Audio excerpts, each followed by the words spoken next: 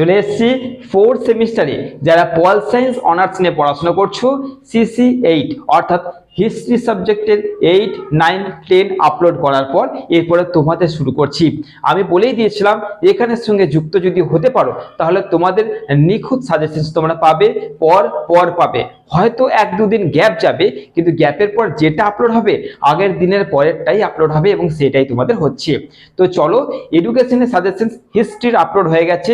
হিস্ট্রির যত আদরের ছাত্রছাত্রী আছে, যতজনে এখন পর্যন্ত দেখে নিয়েছে তাদের লাভের লাভ হয়ে গেল, তাদের আর চিন্তা নেই। ঠিক সেম তোমাদের পল সায়েন্সের সাজেশনস নিয়ে চলে এসেছি, তোমাদের চিন্তা কিন্তু এবার দূর হচ্ছে। প্রথমে কি হচ্ছে, CC8 এর মাত্র 10টা থেকে 12টা কোশ্চেন রেখেছি। এই 10টা থেকে 12টা প্রশ্ন করে নিলে 5, 10 দুটোই তোমাদের হয়ে যাচ্ছে। 5 নম্বরে কটা আসবে? 6টা। 10 নম্বরে আসবে 4টে। তাহলে 6 আর 10 মানে 4-এ 10টা প্রশ্ন থাকবে প্রশ্নপত্রে।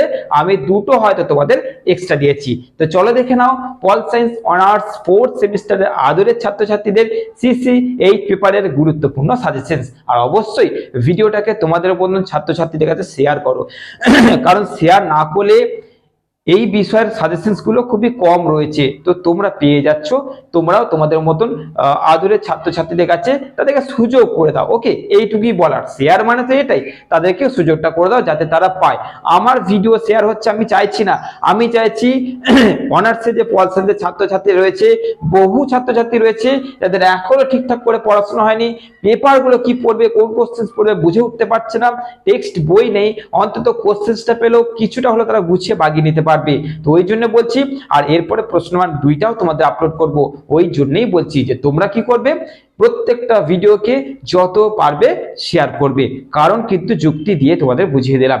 চলো দেখে নাও তোমাদের পল সায়েন্স অনার্সের CC8 পেপারের প্রথম প্রশ্ন হচ্ছে বিদেশ নীতি ও কূটনীতির মধ্যে পার্থক্য আলোচনা করো। Most important question. তারপরে আদর্শবাদের উপর একটা টিকা লেখো। 3 নম্বর আন্তর্জাতিক সম্পর্ক ও আন্তর্জাতিক রাজনীতির পার্থক্য আলোচনা করো। 4 নয়া বাস্তববাদের উপর একটা টিকা লেখো। তারপরে বৈদেশিক নীতির উদ্দেশ্য, তারপরে যৌথ নিরাপত্তা ব্যবস্থার উপর টিকা লেখো। নেক্সট লিখবে তোমরা কূটনীতি কাকে বলে, এর প্রকারভেদ আলোচনা করো। ঠান্ডা লড়াই যুদ্ধের কারণ আলোচনা করো। বিশ্ব রাজনীতিতে সন্ত্রাসবাদের উপর একটা টিকা, অর্থাৎ সন্ত্রাসবাদের যদি টিকা পড়ে তাহলে সন্ত্রাসবাদের বিভিন্ন রূপটা লিখে দেবে। রূপটা লিখে দিলেই তোমাদের সন্ত্রাসবাদের টিকা হয়ে যাচ্ছে। তারপরে কি করছো, টিকার মধ্যে কি না NPT, CT, BT, NSG বা পরমাণুর সরবরাহকারী, এইগুলোর উপর তোমাকে টিকা লিখতে হচ্ছে। অর্থাৎ এর বাইরে কিছু দেবে না, দিলে এর মধ্যেই তোমাদের টিকা আসবে। তারপরে কি আছে তোমাদের লাস্ট কোশ্চেন, জোট নিরপেক্ষতার প্রাসঙ্গিকতাগুলি লেখো। ব্যাস, এই কটা কোশ্চেন করে নিচ্ছ। তোমরা বুঝতে পারছো যে মাত্র কটা কোশ্চেন দিয়েছি, গুটি কয়েক কোশ্চেন। CC8 এর মাত্র গুটি কয়েক কোশ্চেন দিয়েছি, এই কটা কোশ্চেন তো করাই যায়।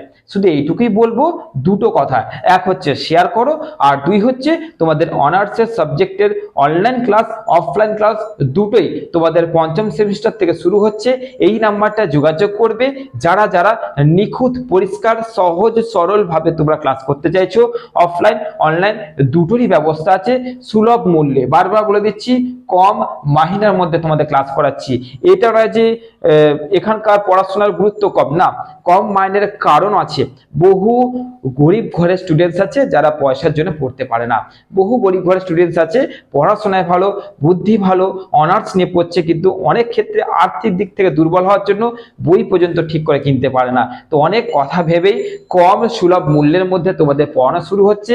অলরেডি ব্যাচ এখানে চলে, 5th সেমিস্টার থেকে 4th সেমিস্টার যারা পড়ছে তারা আবার 5th সেমিস্টারও পড়বে।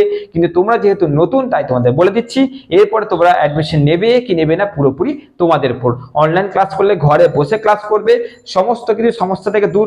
যাতায়াত ব্যবস্থা, ওয়েদার, শরীর খারাপ কিচ্ছু না, ঘরে বসে আরামসে ক্লাস করতে পারবে। অফলাইন যদি চাও অফলাইনে তোমরা করতে পারবে।